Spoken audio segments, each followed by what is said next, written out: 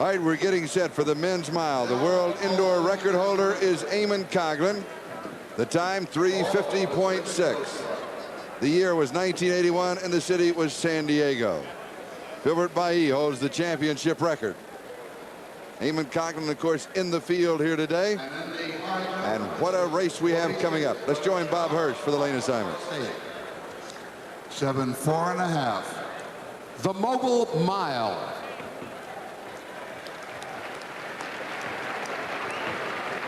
Number 197, Bobby Beck of Baton Rouge, Louisiana. Number 177 from Athletics West, former Mid-Atlantic Conference champion Kevin Ryan. Number 278 from Puma Athletics, former Southeastern Conference 1500-meter champion Roger Jones. Number 168, also from Athletics West, the U.S. Sports Festival 1500-meter champion Chuck Aragon. Number 27 for the New York Athletic Club, the former Big East indoor champion Ross Donahue. Number 110 from Spain, the Spanish national record holder at 1500 meters with a time that is equivalent to about a 3:50 mile, Jose Abascal. Number 346 from the New Balance Track Club, the Irish national record holder at 3:49.77, Ray Flynn. Number 260 from Indiana University, our defending national indoor champion, Jim Spivey. Number 155 from the Sub-4 Track Club, the American indoor and outdoor record holder, two-time former indoor champion, his best mile time, 3:47.69, Steve Scott.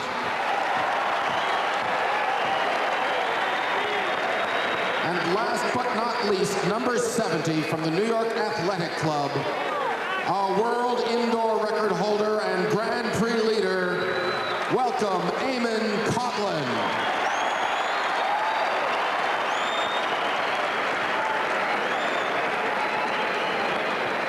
Charlie, do you sense excitement?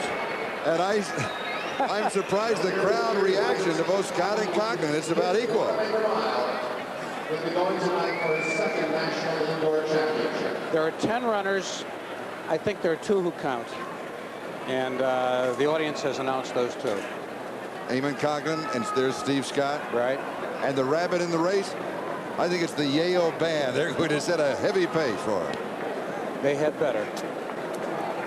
I think it's going to be a fast race, and I think with 10 runners, Charlie, you've got to get out. You can't stay in traffic because you're going to get killed back there. Too many elbows, too many shoulders, too much pushing. So you have to stay out of trouble. Scott and Coghlan are experienced enough to know that.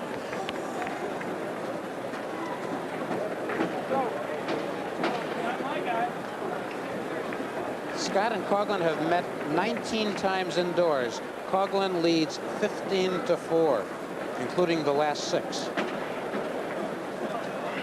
We mentioned it earlier in the telecast. We are live.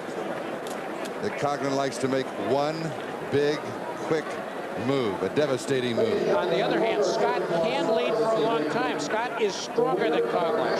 Coghlan is quicker than Scott. Scott can run a 1:45, 800 meters. Coghlan is quicker. In indoors, quickness is very important. And I know outdoors, Scott will start his kick at 600 meters. Right. He will beat Coghlan outdoors every time. But indoors, there's a different way. Starting this race this evening. And the starter, Charlie, is Glenn Cunningham. Very appropriate.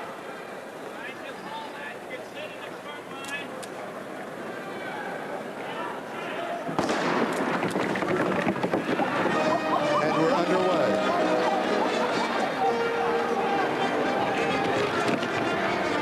Coghlan tucks in about third, Steve Scott right behind him.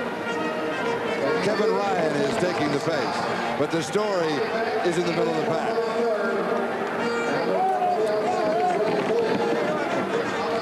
Coghlan is inside, maybe boxed a little.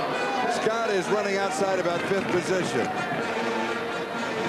Abascal, Jose Abascal of Spain is setting the pace.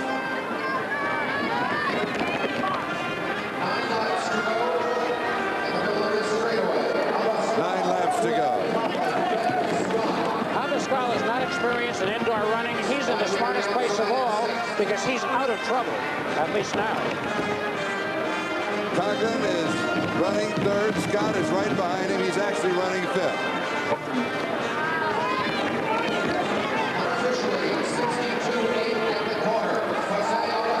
To go.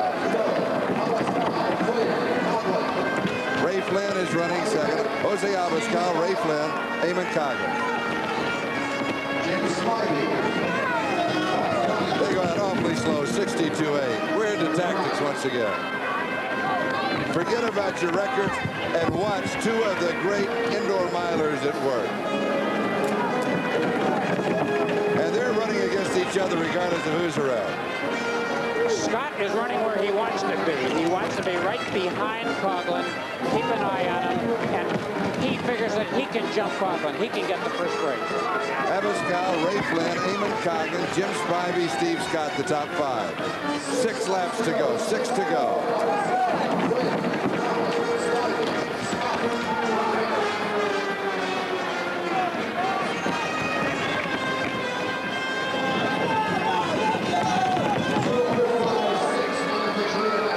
Slow, Charlie. 2:05.6 at the half unofficially.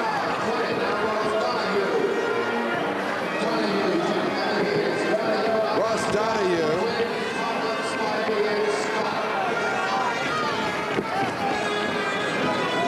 What's happening here, Charlie, is we're getting a slow race. When you run slowly, you invite everyone in the race. The slow runners have a chance. What the good runners have to do is get out of there and move the pace. And who's setting the pace? The Yale band right now, and they're not setting a very quick pace. Donahue, Abascal, Coghlan, Flynn, and Scott. Somebody's got to move out there, Charlie, and pick it up. I think Scott is the one who should do it and will do it. Coming up with 3 laps to go. All right, there's Scott. Now Scott is up to second. Coghlan is third. Abascal is still in. And he has Coghlan boxed. That's Donahue in front, right? Donahue in front. Scott is second. Coghlan is third. Abascal is fourth. Very slow race. 2 to go.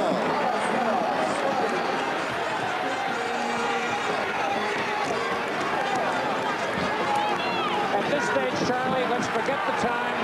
Let's watch the race. I think we're going to be in for beauty. It's Ray Flynn, Steve Scott, Eamonn Coghlan. Here comes Coghlan with the move. It is Scott and Coghlan. You want to take him down the back straight. Here's his move. Can Scott hold him off? Coghlan has him by a step. Down the final straight. Eamonn Coghlan defeating Steve Scott with that one big move, unofficial 3:59.2. Forget about the time. That was decided early on. You can take those last 2 laps, Charlie, and put it on a highlight film, and it'll stand on its own. Oh, they were great. The beauty of the sport is not the stopwatch, Charlie. It's the race. And there it was, a gorgeous race. That's something I think that we have a tendency to forget. We become enamored with meet records and American records and world records. But it is the beauty of the competition between the athletes. Well, as I said before, if we can get everyone to check their watches at the door, they're going to appreciate, I think they're going to appreciate track more because they're going to appreciate the beauty of the race. Here is Coghlan taking the lead on the last backstretch. They're coming into that turn. You've got to get the lead there because if you don't, you have to go around. It's almost impossible. Now Coghlan has the lead. Now all he has to do is hold on.